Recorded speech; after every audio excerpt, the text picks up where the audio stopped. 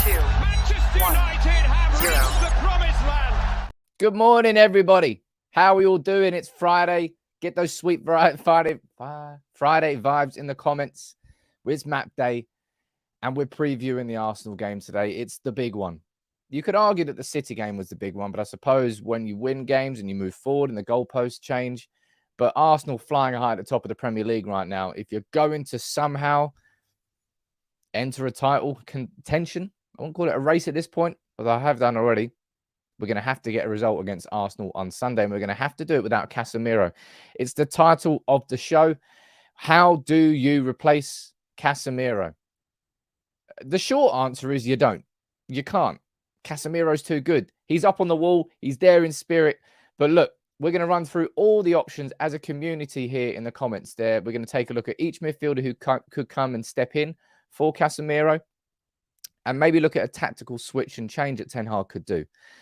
I'm also going to be releasing my starting 11 and my prediction that's going to go out at lunchtime that's got my opinion in, but this is more about your opinion as a community. So I'll do a poll after we've ran through the options, and by the end of the show, you'll choose who you think should be stepping in there for Casemiro. Who's down here in the comments? Good morning to everybody. Dave Maguire, how you doing, buddy?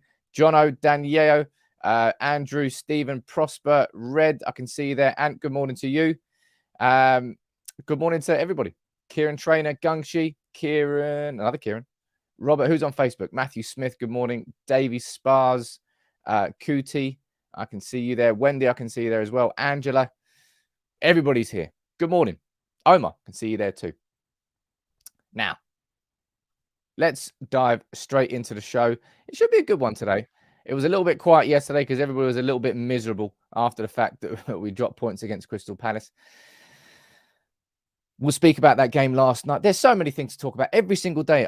Sometimes I think, do you really need a news show every day for United, every morning? And the reality is you do. So many things come from so many different angles at United. And I hope that this show helps you every single day to keep on top of what is considered reliable and what you should be listening to and what you shouldn't be listening to. That's the main purpose of the show. And that's what the community has been built on the back of. And it's brilliant. So make sure you drop a like in the video. But look, I can see Ten Hag. He's been happy all week on the mannequin. He's not particularly been happy all week. I've got some new masks coming, by the way, so they should be here by next week. Ten Hag, he's the first one, but there's going to be plenty more. But let's talk about it, right? Casemiro. That yellow card against Crystal Palace, Erik Ten Hag called it instinctive. And it was just Casemiro being Casemiro. Probably in that split second, he wasn't thinking, I'm a yellow card away from being suspended. He was thinking, I need to stop this from getting to the edge of my box. What am I doing? I'm taking him down. It was a Casemiro type tackle because he smelt the danger and he didn't think about himself. He thought about the team. Ultimately, we still dropped 2 points because of that free kick, but we won't speak about that. But Casemiro is missing and it causes a problem, right? The truth be told, Manchester United do not have the quality of the squad to replace a player like Casemiro. We are going to be technically a lesser team on paper in his absence. What we need to talk about here, as a community, is how do we best replace him? Erik Ten Hag made a very good point after the game against Palace. He said, look, last time we beat Arsenal without Casemiro, we've got to do it again. And we do have to do it again. So what we've got up here is the starting 11 that faced Crystal Palace. In fact, was that right? No, that was wrong, actually. Anthony wasn't on the pitch. No, he was on the pitch. No, actually, no, I got that right. My bad. Yeah, I did get that right. And it was a midfield trio of Eriksen, Bruno, and Casemiro. JG, it's 2 a.m. in California. My G, what an absolute don. Now, I can see lots of you speaking about different options, and I'm now going to run through every single one. I'm going to try and be as impartial as possible. I'm going to speak about the pros and the cons, and you can let me know with your comments what you think about all of them. And then we'll decide right towards the end. Now, the first and foremost option for replacing Casemiro is quite obvious. And that's simply Scott McTominay coming in for Casemiro. Right? Straight swap. Don't really have to do much else. but McTominay comes in for Casemiro. Now, if we look at the pros here of McTominay, McTominay in those 4 games after after the Brentford defeat, that we went in and we beat Liverpool, Southampton, Leicester, and Arsenal. Casemiro wasn't starting those games. It was Scott McTominay, and he showed some real quality in those 4 games. Kind of surprised all of us, really, that McTominay had that level to his game. That's looking at a pro of McTominay. From a negative point, what is just not Casemiro. And there comes a stigma with, well, we've spoken about this quite a lot of times. McFred, everybody's sort of got darker memories of a midfield that involves Scott McTominay and kind of can't really overlook that. So I'm going to go down in the comments and see what you're thinking about McTominay. Jay, you're saying, look, we need to stop Odegaard getting forward. Maybe you might see Fred do a man-marking job on Odegaard. As I said, my predicted starting 11 is going to come out today at 12 o'clock UK time sharp. It's already scheduled. Look at that, working ahead. And I run through every single position in there. And I will speak about Fred here too. McFred with Eriksen and Bruno playing in the wing is the best way, with Eriksen and Fred man-marking Partey and Odegaard. I don't particularly think you can man-mark Partey. Erik Ten Hag has never done what's obvious so far anyway. He's kept us on our toes a little bit. I kind of semi-disagree with that. And I mean, I got 10 out of 11 in the Crystal Palace lineup. I've predicted the results in nearly bang on in 3 out of the last 4 games. I pretty much can get 10 out of 11 in most predicted 11s. And I don't mean that in a negative sense. I think Ten Hag knows what works for him and doesn't really stray too far from it, because it has been working. Geez, 9 wins and a draw in the last 10 games. Can Casemiro wear a McTominay face mask? Geez, look, McTominay's put on like an absolute, he's put on about 15 kilos in this week. Geez, and he's about 4 inches shorter. But look, good, fair play to him. Fred played really well against City, says Craig. Our central midfield, says Reese, will probably more likely be McTominay, Eriksen pivot with a Fred in the central attacking midfield. Salim, you think that McTominay could do a job? Scott in the midfield. I don't think the balance is quite right, says Omar. With McTominay, Eriksen and Bruno, it's the same midfield that got turned away by City. Yes, it is. But let's remember, in my opinion, that midfield there that we played, everybody was off because of the month gap between Arsenal and City. Ten Hag's intensity requires focus and requires muscle memory and requires you to be exactly in tune. And it just wasn't right. So the first option there is obvious, and it's Scott McTominay coming in, just going into the role that he played in those 4 games. Don't overlook those 4 games. That would probably be my comment on the McTominay idea of replacing Casemiro. People are just going to dismiss him like he hasn't already impressed in that role this season. Now, the second is Fred. So if we were to go over here on the tactics board and we were to bring Fred in, let's put Fred there. 1 sec.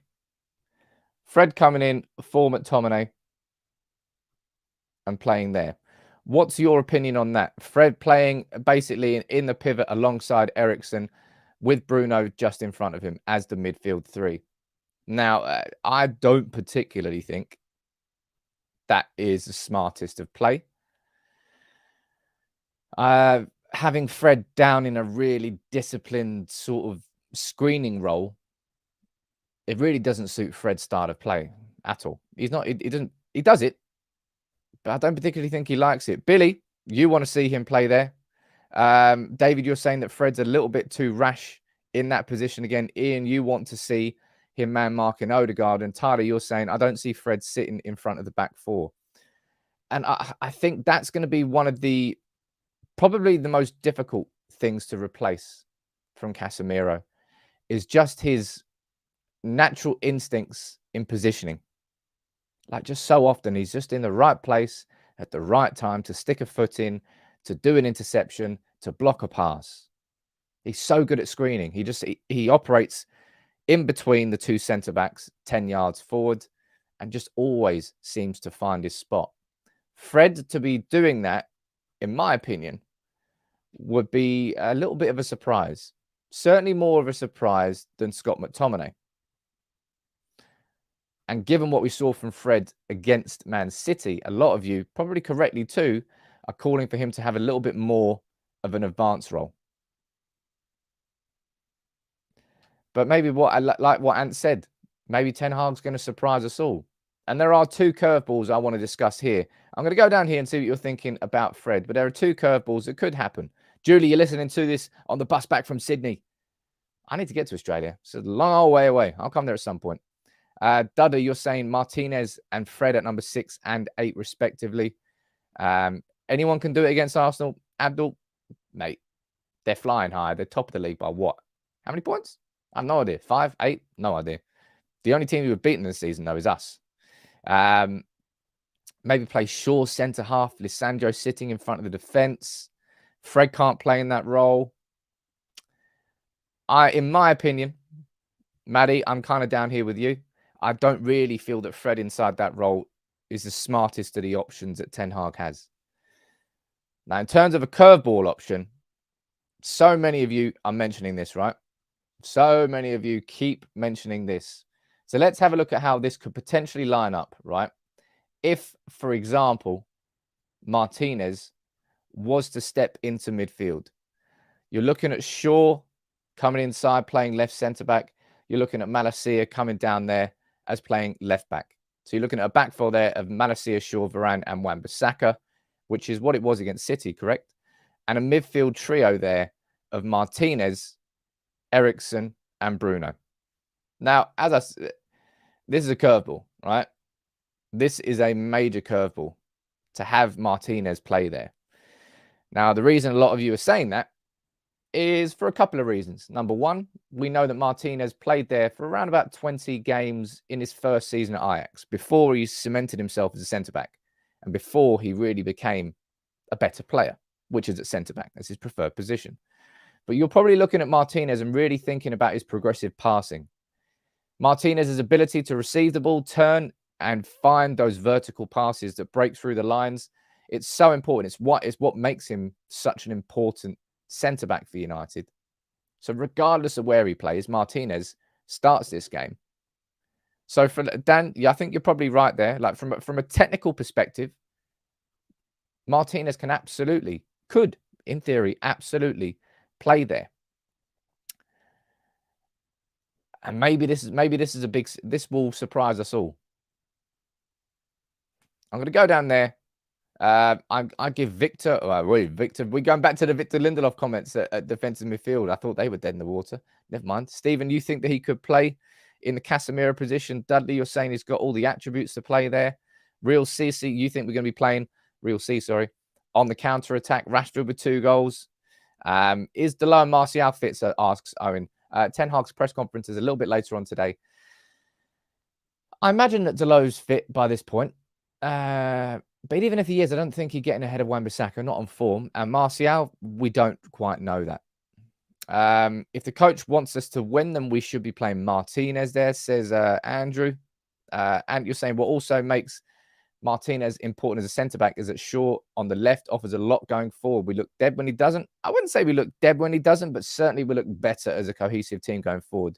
Shaw's progression on that left. I mean, we've spoken about Shaw's progressive passing for a long time. At the World Cup, I think he was in the top 5.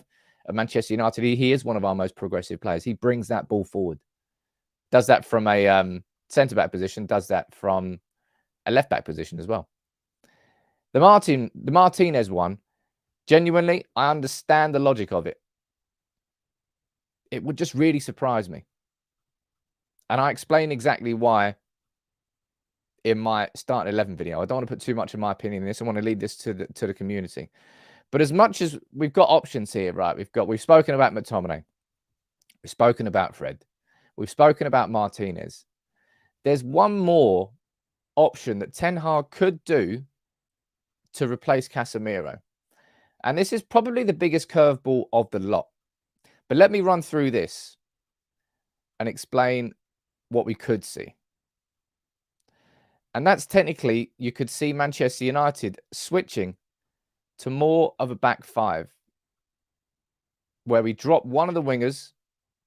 There we go. You can go off there. Realistically, it would probably be this. you're probably looking at around about that. I mean, you can see how defensive this formation is, how deep this formation is. But technically, this could happen, right? And then you're going to be looking at, I don't think this would therefore suit Weghorst because he hasn't got the pace for it. So if Martial, let's go on this saying that Martial is fit, right? If Martial's fit, Man United playing with split strikers in a 5-3-2 with Martinez as the centre back. Yeah, Shaw as a left. This could happen. And maybe in this formation, you're probably looking at, I mean, you could even hypothetically do a bit of this. You could see Bruno play further up there. You could see Fred coming in there.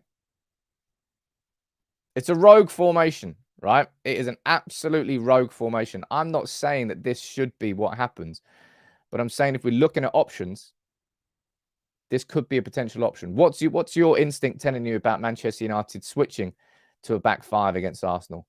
That's because we don't have Casemiro in the squad. Arsenal are flying high. It would be an even bigger surprise to see that than it would be to see Martinez starting the game. But let me see what you think down there. As a counter-attacking systems formation, I prefer the low over Wan-Bissaka. That's a fair point there from Ian. Tottenham was punished by the same formation. Defensive back five, says James. Not sure that's the best option with Arsenal's quality in midfield. I'm not sure. Yeah, we've not got a good record, Gaz, at the Emirates. Not in a long time. Dudley, you're saying it's too defensive. Doesn't suit Ten Hag's style of play. Could be a 3-5-2. You can call it a 3-5-2 if you want. Yeah, you could just do this. I mean, it depends. I mean, we know full well that these fullbacks play progressive, so it may well end up operating like that anyway. So we can call it a 3-5-2 or a 5-3-2. Lots and lots of you are saying it's too defensive. I would tend to agree. So this is what I'm going to do now. I'm going to open a poll. Sorry for everyone on Facebook. I say this every time. What is the best option to replace Casemiro? And the options are McTominay, Fred, Martinez, 5 at the back. There are your options, okay? And by the end of the stream, I'm going to go down to the poll. I'm going to see what we think as a community for replacing the irreplaceable, right? We can't replace Casemiro. So this is about best case scenario for Erik Ten Hag. As a manager, how can I get the most out of this team that I've got at Arsenal? It strikes me as it's going to be a straight swap rather than something as wild as that. Ten Hag has been pretty damn loyal to his formation. It's a 4-2-3-1 on paper, but not really in how it operates. When United go forward, it switches massively. In possession, we kind of switch to a back three, sometimes with the overlap. No, back two, sorry. And then one of the midfielders drops deeper to make it 3. The 2 centre-backs there are 2 fullbacks going forward, inverting as fullbacks. It's like the first time in a long time that we've been tactically quite high on the pitch and tactically quite intelligent. Anthony, you're asking down here, didn't you have a similar poll yesterday? Yeah, we did have a little similar poll. It was just like the initial reaction saying who should replace him. But here, now that we've ran through every option from a tactical perspective, I want you to let me know. And also back 5 wasn't an option there. And you're saying, watch Erik Ten Hag stick Kobbie Mainoo just to mess it all up. No. As much as I do love Kobbie Mainoo to come through, I don't think this is a game where he's going to start. And yeah, Anthony down there, as I said, yes, we had a similar poll yesterday, but it wasn't the same poll yesterday. Back 5 wasn't an option there. And that's because I'm now looking at every single option for Erik Ten Hag to replace that man. Let me see what the results are straight away. Nearly 400 votes so far. 45% of you want. I'm surprised about this. It's kind of as much of a surprise as I was yesterday. That 45% of you want to see Martinez there. Why is that? Honestly, why is that? Is that because you just feel that he's got all the attributes to slot inside that role? He's never played defensive midfield for Manchester United. He's never played defensive midfield in the Premier League. So to do it away at Arsenal would be a big risk. Massive risk. Obviously, Ten Hag isn't afraid to make big decisions, dropping Maguire, Shaw and Ronaldo after Brentford. I mean, he's made a ton of big decisions. I don't even need to drop in Rashford against Wolves because he was late to a meeting because he overslept. Ray, you're saying, look, he did play for Ajax in a bit. Look, he played there in Ajax in his first season. Ten Hag has already said on record that Martinez doesn't have the running capacity to play as a central defensive midfielder. He's already said that. And Panos, I think this is a really good point. Yeah. Risk reward, right? That's what it is sometimes in football. And Ten Hag's going to have to, basically, whoever he brings in, whether it's McTominay there, whether it's Fred there, whether it's Martinez there, or whether he decides to switch to a back five or a back three or whatever you want to call it, there will be some element of risk because he has to replace the irreplaceable.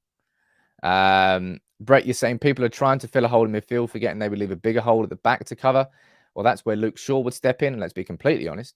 Luke Shaw's been pretty damn good as our left centre-back. These are the opinions you asked for. Yeah, it's true enough. That's why we're running through them. I'm not dismissing any of them. It's just, it's interesting. It's very interesting to see that, as I said, for over 400 votes and 43% of you feel that Martinez would be a better option than McTominay with 38% of you. Only 7% of you feel that five at the back. I'm not too surprised. I just put it down there because technically it's a bit of an option. Sean Ryland, I think that's even more rogue. No, if anyone's going to randomly play in central defensive midfield, it's not going to be Luke Shaw. It would be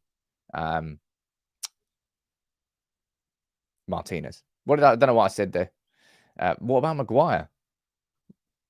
What, as a defensive midfielder? My word. No. But look, my starting 11 video is going out at 12 p.m. today. And I'll show you who I think. And I explain the logic behind it because I think there's quite a lot of logic. And it's not just about the position. It's about the squad. And I'll explain that in the video that's going out at 12 p.m. today. The defense worked better without Martinez against City compared to Palace. And the fact that Martinez has the defensive and passing capabilities as a DM. I wouldn't say that the defense worked better because Martinez wasn't in it. It was just that Luke Shaw was just in fantastic form and it just worked in that specific game against the profile of Haaland and Mahrez. It worked. And you're asking a question down there, is Eriksen right for this game, given how knackered he looked and how much pace they have? Yeah, I do think Eriksen is right, but I do think his game time has to be managed. We can't just be seeing Eriksen staying on for 90 minutes. I don't think he's got the legs because we know full well we didn't buy Eriksen to play 90 minutes every game. He was supposed to be the backup to Frankie de Jong, and we never signed Frankie de Jong. Anthony, you're going down there, you're saying, look, let's not pretend this is a good Arsenal side. They had a good run a good run of games. Now they're playing on confidence. This is a good Arsenal side, right? Let's not try and argue otherwise. They are top of the Premier League by some margin, and it's after the halfway point of the season. Well, it is a halfway point of the season. This is a good Arsenal team. Let's not try and just... They are, right? It's a better Arsenal team than I've seen in a long, old time. Cohesively, they're working brilliantly. Spurs were shit the other week, but they were very, very good. Odegaard is dangerous. Thomas Partey is really working as their defensive midfielder. Xhaka looks reborn. Saka's massively dangerous. Saliba is working as a centre-back very well. Ramsdale is probably one of the most informed goalkeepers in the league. Let's not try and dismiss Arsenal, right? Something I want to say about this game at the weekend, and this is really, really important, because I don't want us as a fan base to lose focus on what our goals were this season. You can let me know in the comments below what you think the goals of Ten Hag were this season. We spoke about it yesterday. We were saying our expectations going into the season. We were like, well, we didn't know whether we were going to get 5th or 6th. So there's no doubt that we're smashing the expectations of fans. But from Ten Hag, I think his focus was to make sure Manchester United got back into the Champions League. That's stage 1. Get back into the Champions League. Let's see if we can get a cup run. And let's see what goes on there. And that's why I wanted to say that. Because if Manchester United can... Look, right, maybe we won't win against Arsenal. We're the only team to have beaten them this season. So I'm not saying that we're going into that thinking, oh, it's Arsenal we're playing. No, you give respect to your opponent, but we've already beaten them this season. We can do it again. If we beat Arsenal on Sunday, we go 9 points clear of Tottenham Hotspur in 5th place. Imagine that. 9 points clear inside that top 4. That's staggering compared to where we thought we would be at this point. It's not, oh yeah, we're celebrating the top 4, blah, blah, blah. Get out. Anybody who wants to just be dumb and just have arguments like that, it's irrelevant because this is stage 1 of this genuine process we're on.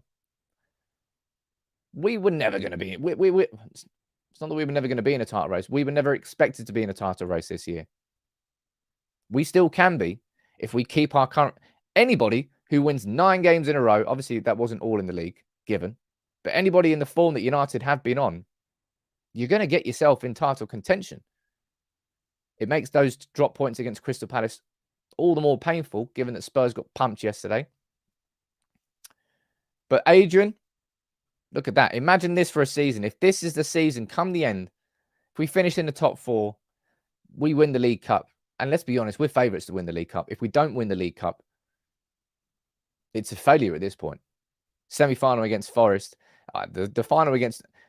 It'll be good to play Newcastle in the final. Back in the day when Newcastle were decent, they still didn't manage to get our number. But that was cracking for a few years. Back in what, 90... I think that was 96 to 95 to 98. I think it was. That was great. Great few years of rivalry there. I'd like to play Newcastle in the final. And also one of my best mates is a Newcastle fan. Andy is saying, whatever happens, Anthony should be dropped. Okay, he's not direct enough and his attitude stinks. Sancho on the right and give Facundo Pellistri more time. I don't think Ten Hag shares the same sentiment that you do, that his attitude stinks. I think you're probably saying that off the back of him arguing with Bruno Fernandes during the game. I don't see an issue with players arguing with each other. Players calling out each other for mistakes they've been making. Fine with that, as long as you can justify that with the performance that you're putting in.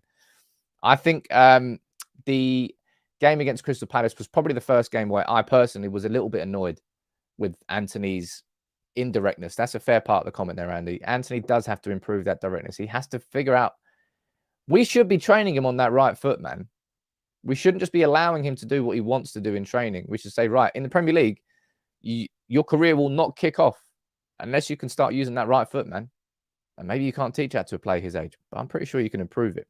Jonathan is saying, no, we were never going to be in a title race based on last season and the late panic transfer market. Erik has worked his magic, and we are in touch just. If we lose on Sunday, we probably fall out of touch. But if we win on Sunday, as I said there, I think if we win on Sunday, we're 9 points clear of 5th. 9 points clear of 5th. That would be a privileged position to be in halfway through the season. And it is only halfway through the season. It's about to crank up, man. League Cup semi-final. We got our double header against Barcelona coming up. And if we can get through that, we're into the Europa League knockouts. The season cranks on from this point. Stephen, I think for Anthony, the thing that's making it more difficult for him when it comes to how fans are perceiving him is because of what Garnacho's doing on the other wing. And everybody's looking at him going, we just paid 100 million for this player and we've got an 18-year-old who's more direct, far more direct and more of a goal threat than Anthony. What's Anthony doing wrong? That's down to Ten Hag to coach that. Because as I said, I don't like to judge players early. I think it's kind of pointless. Like, what's the point? What, you want to be first to be right? Oh, congratulations, because you wrote a player off first. Gold star for you. Clearly, Anthony is a quality player. And I was watching his highlights yesterday from Ajax. He's not doing half of the stuff that he was doing for Ajax for Manchester United. He can take a player on. He can step over. He can shoulder it and just drift past a player. We're not seeing that yet. And I don't know why that is. That's down to Ten Hag. Julie, you're right down there. We've got 1,300. How many people got watching? Got 1,300 people watching, and we've got 300 likes. So 1,000 of you, make sure you drop a like on the video now. And there's over 700 votes so far. So 500 more of you have voted. It always makes me laugh. And 45% of you currently still, Martinez is winning that poll. Nearly half of you want to see Martinez start in central midfield for Manchester United against Arsenal. I have to admit, I still would be surprised if it happened, but the community's spoken, and so far, Martinez is winning that race. JVD, how you doing, buddy, man? Wow, what lovely bit of a Friday vibe there. 5 gifted memberships. Simon Wickham, you've got 1. Charles Kerr, Rajiv, Thabani, and Jack, and Gungshi, always there, man. Always. Hero of the community, man. Gifting 5 memberships too. Quang, Lucky, Austin, John, and is there one more? I missed one. Dylan, you are the lucky 5 indeed, mate. Heroes, the pair of you. But Martinez, that'll be an interesting one. One player who I don't think will be in the squad, in my personal opinion here, Ten Hag might tell us differently in his press conference this afternoon. I don't think he'll be in the squad, but look at this, man. He's cranking up. Jadon Sancho has been training since Tuesday. Nearly a full week of training for the man who hasn't played for United. Remember this, since our game against Chelsea in October. Wow. It's a long old time. What's that, quarter of a year? Remember this? Yeah. 3 months. He's been gone for a while, but Jadon Sancho, and I tell you what, it's he's coming back at the right time. He's really coming back at the right time. I might even do a video on him tomorrow, on the return of Jadon Sancho and how important it is for this squad at this moment, because right now we're so heavily reliant on Marcus Rashford for our real penetration in attack. Garnacho is definitely offering quite a lot. But as an 18-year-old breaking through in his first season, you can't rely on a player like that. It's unfair expectations on a teenager's shoulders. But Garnacho is definitely having an impact. But we need more. We need more. In this Premier League, you need threats from everywhere. And Jadon Sancho coming back and just being revitalized. I can't wait for it, man. I cannot wait for it. He's been given the sort of treatment that I've never seen any player get at Manchester United. Certainly not of a player of his profile. Remember, he was a £75 million signing, huge blockbuster signing. And Ten Hag has allowed him to just sort of disappear out of the spotlight for a couple of months, re-find yourself. And that's what I mean. Like, there was a comment there from Andy saying that Anthony should be dropped. What works for one player doesn't work for another player. Ten Hag is tailoring his management and his coaching to individuals, which is exactly what you got to do. And it's why management is so difficult, because what works for one person will not necessarily work for another person. Different personalities, different careers, different mindsets. And Jadon Sancho has been given, as I said, almost a unique situation where Ten Hag just let him just kind of go into the background. And if he can come back now and be that Dortmund Sancho, my God, what a time for him to come back in that squad. He would then come in and really challenge Anthony for that spot on the right wing. And Anthony would have to, buck up, or he's going to go on the bench. As Ten Hag has shown this season, whether you're the captain of the football club, whether you're one of the greatest goal scorers of all time, whether you're Luke Shaw, whether you're McTominay, whether you're Rashford, everybody can be benched. And that includes our biggest summer signing in Anthony. And Sancho, when he comes back, I'm looking forward to seeing where he plays. Maybe Rashford will move through the middle. Maybe Sancho will go on the left. But for a lot of us, we see Sancho down as a right. Although I think Sancho actually likes playing on the left.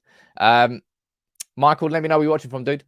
Garnacho, you're saying, is one for the future, says Keith. Yes, one for the future, but also one for the present.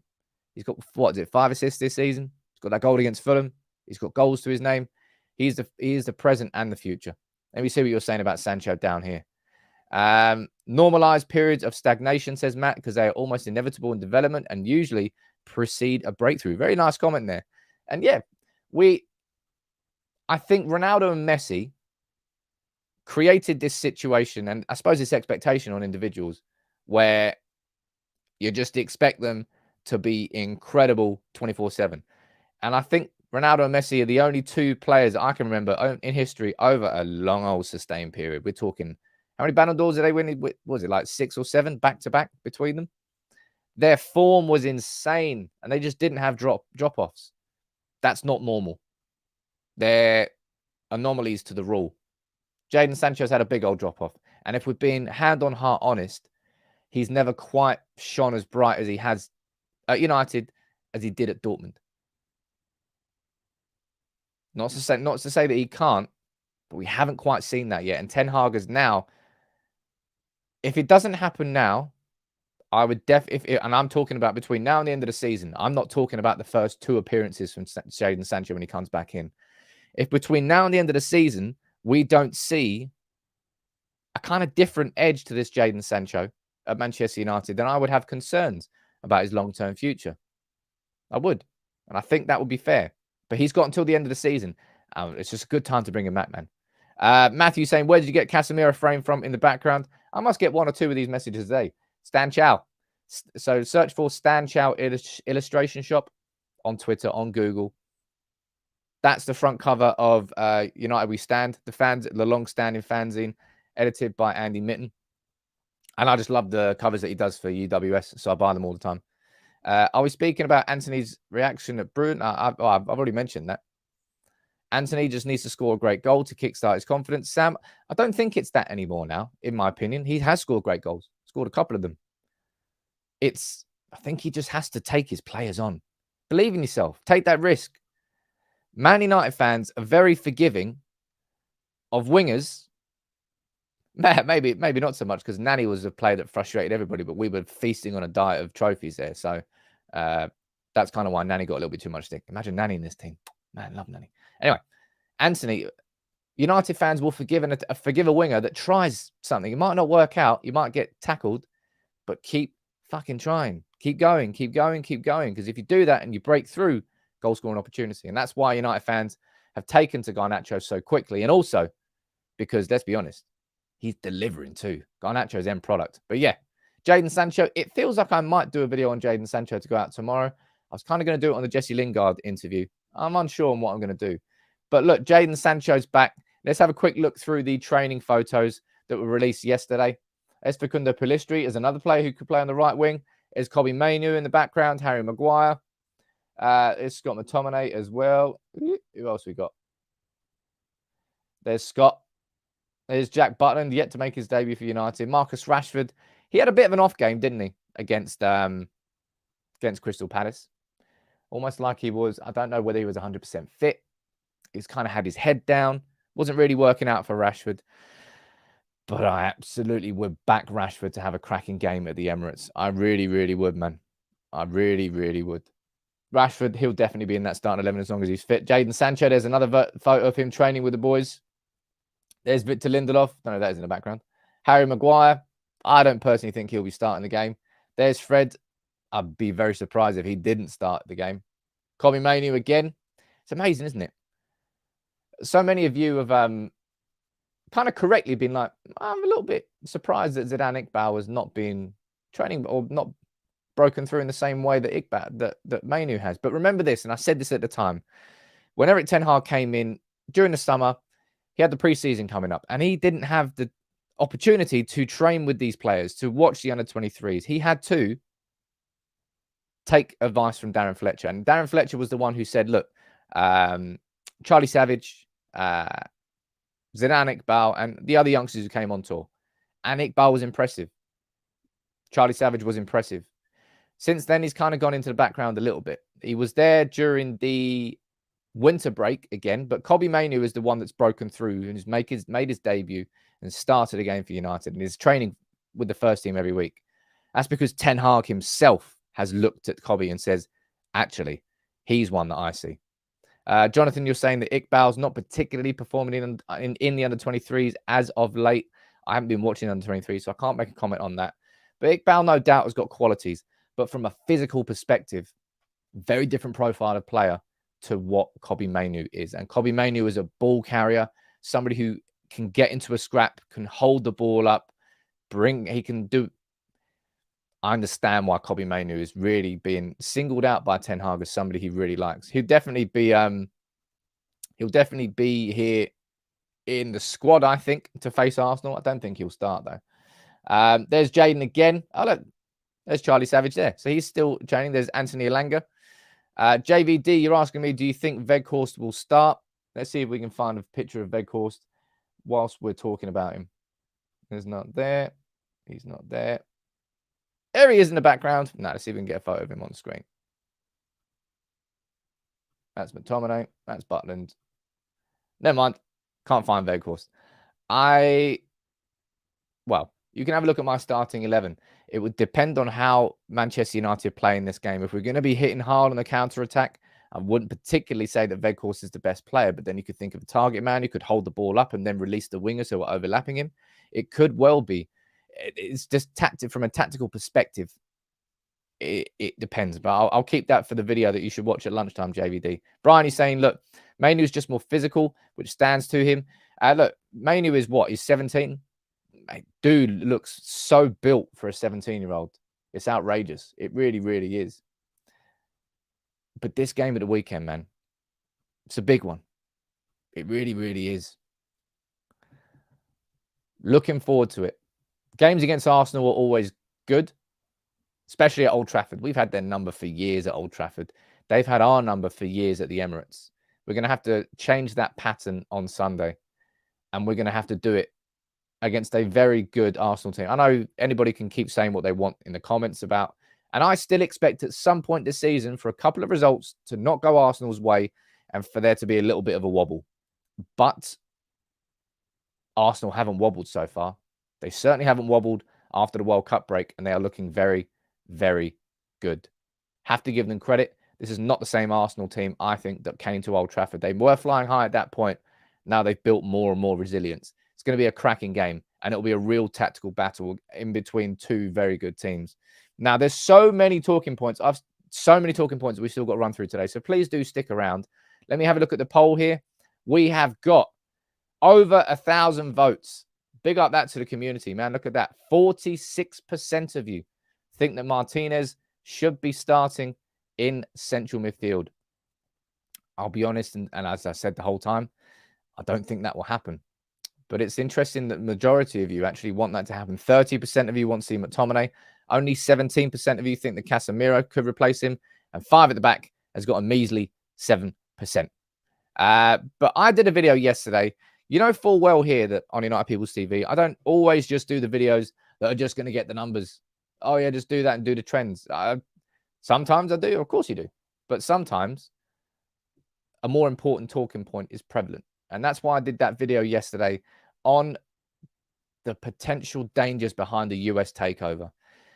You've got Matt Dickinson from The Times, who was the first to report Ineos's formalized interest in buying Manchester United and clearly is close to this situation and has sources.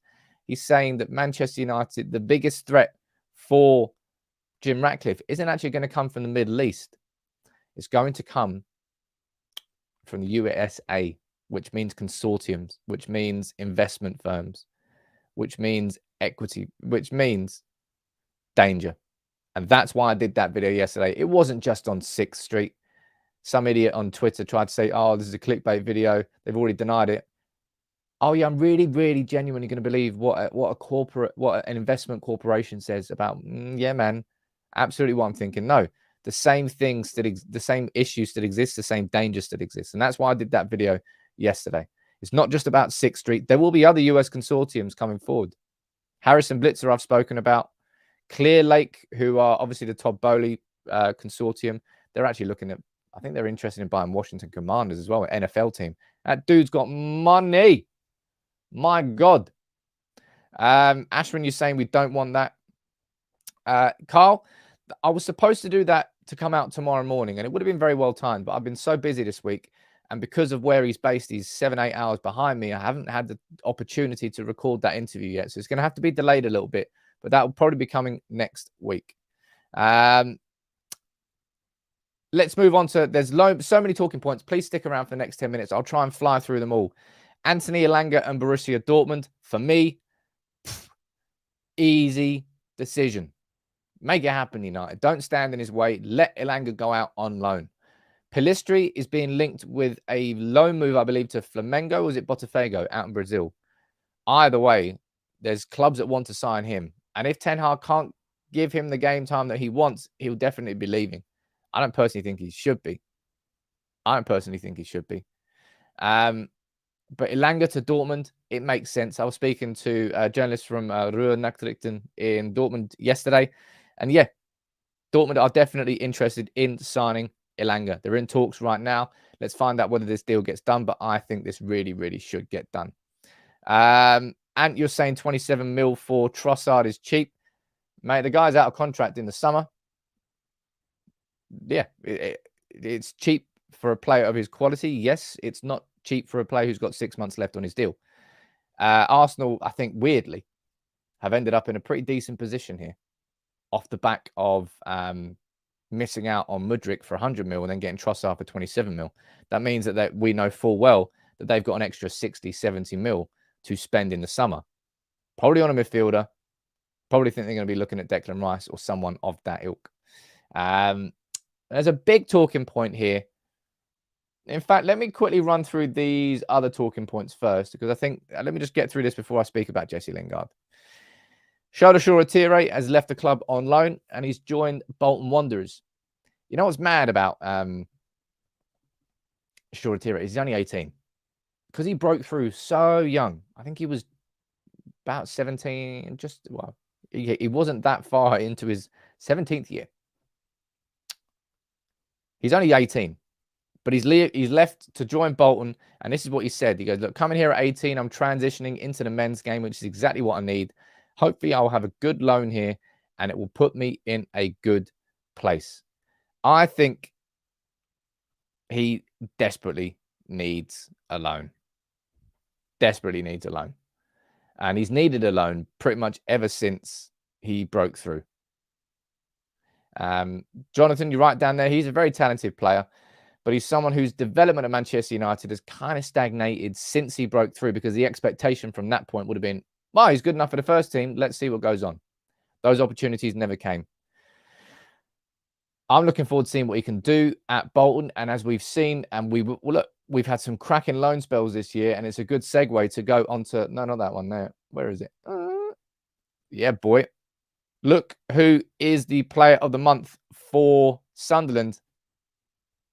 That is Amad Diallo. So look, good luck to Jadon Sancho at Bolton.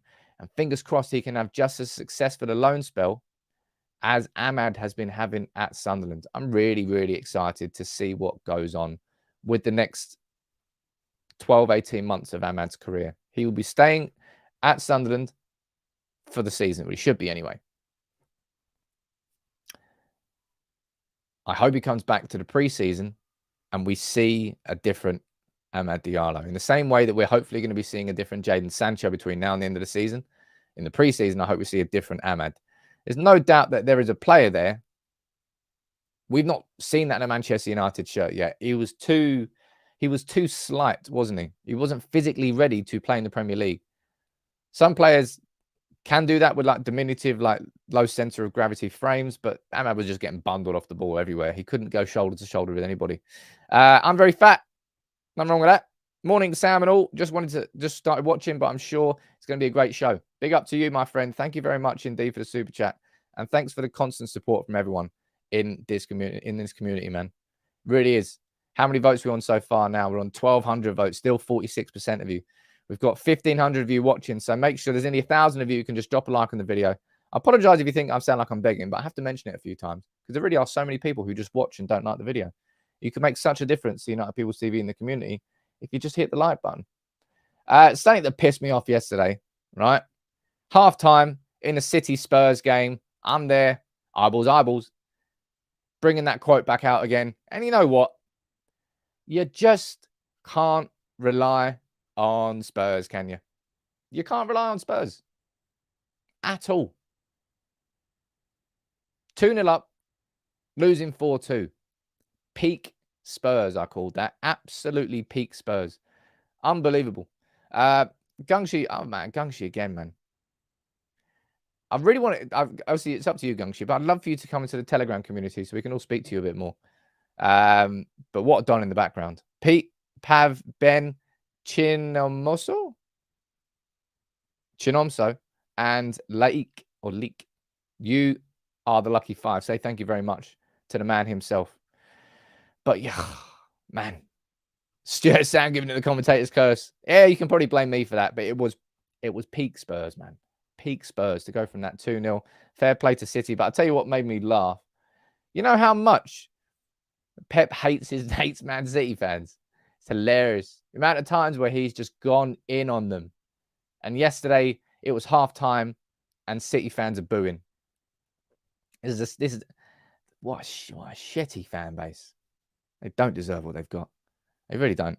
Anyway, 4 league titles in 5 years, and they're booing City because they're losing 2-0 against Spurs. Obviously, they come back in the second half, and they win 4-2. And City, they've got to make Mahrez. How good is Mahrez, by the way?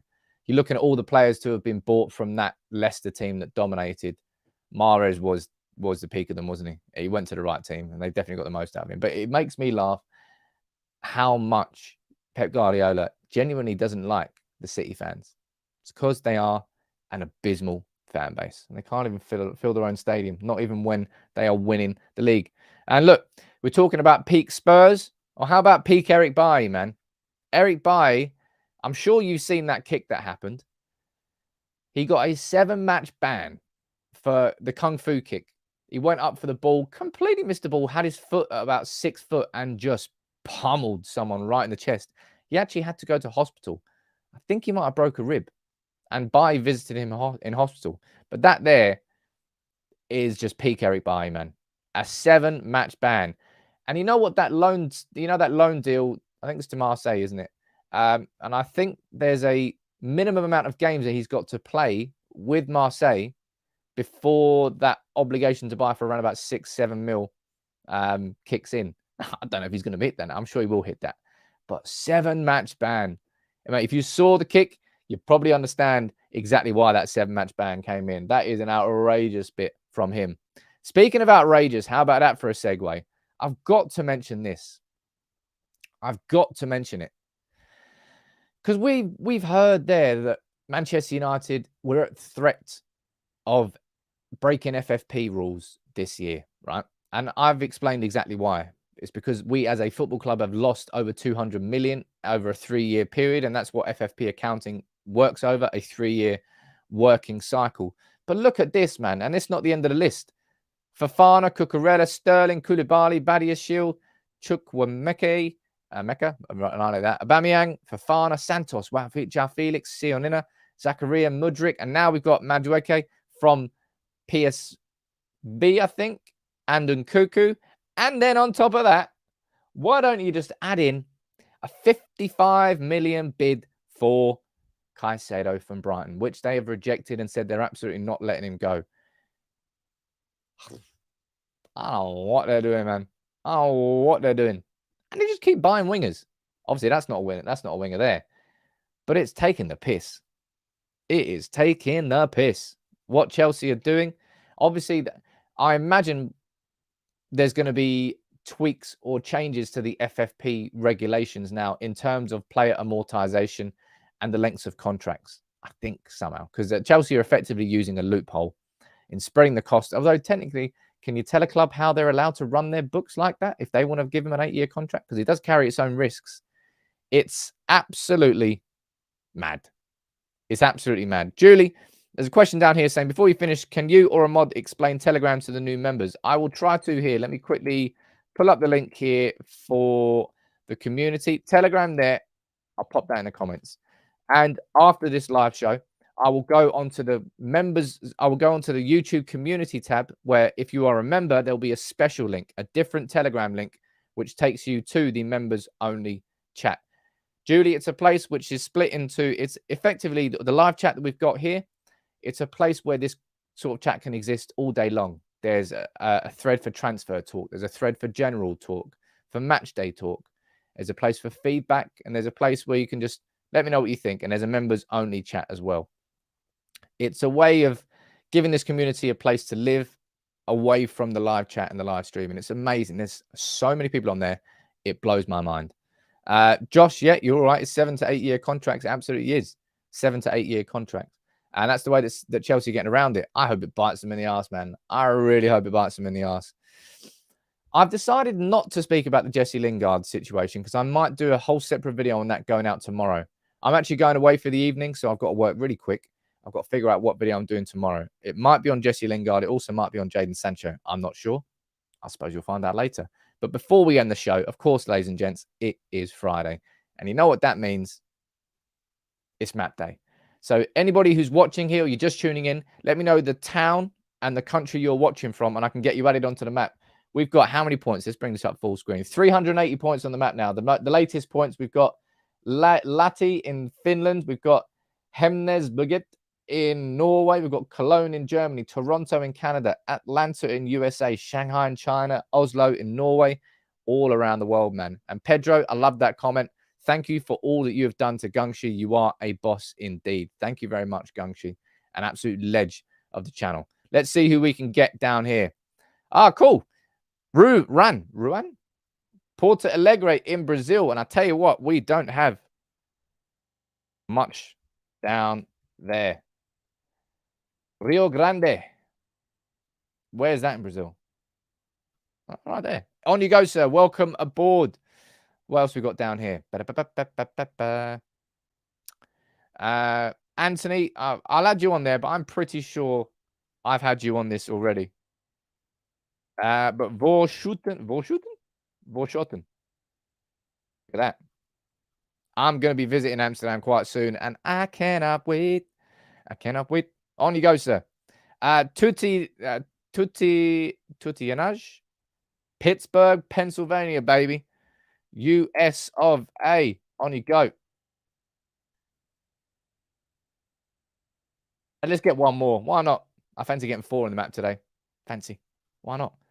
Let's go one more. See what else we've got all around the world. We've got... Honestly, if you see how many people are commenting here, it puts a smile on my face every single day.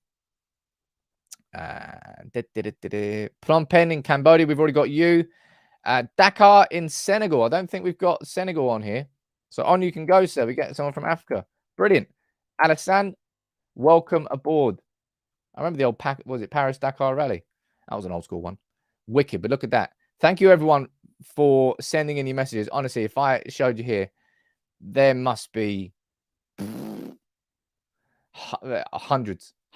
It puts a smile on my face every single time. At some point, I'm going to have to print off that map. I think it'd be a wicked thing to do. Last minute or two of the show, I'll answer any questions you want to fire in. Can be about football, can be about anything you want. I'll try and answer a few. Omar, if anybody's watching from Antarctica, I want that sort of Wi-Fi because that is some serious Wi-Fi signal they got from down there. But to wrap up on the poll, 1,500 votes. Now, that's what I call an interactive community. 47% of you have gone for Martinez. So nearly half of you have gone for Martinez. That's a big surprise for me personally. It's not my suggestion. As I said, my starting 11 video will be going out in an hour's time. So yeah, make sure you check that out. Ian, you caught my eye with that one saying, what's your gym routine? I do strength training twice a week, and then I do one big core routine based around sort of dynamic movements. So instead of just doing sit-ups, it's more doing twists and turns weighted. Yeah, that's what I do. 3 times a week in the gym and also a bit of a swim as well. Date night, Sam. Who's the lucky person? No, not date night. I'm just going away for an evening because I've got to pick my dad up from the hospital tomorrow because he's having surgery. He's all right. Don't worry about it. Flog the dog.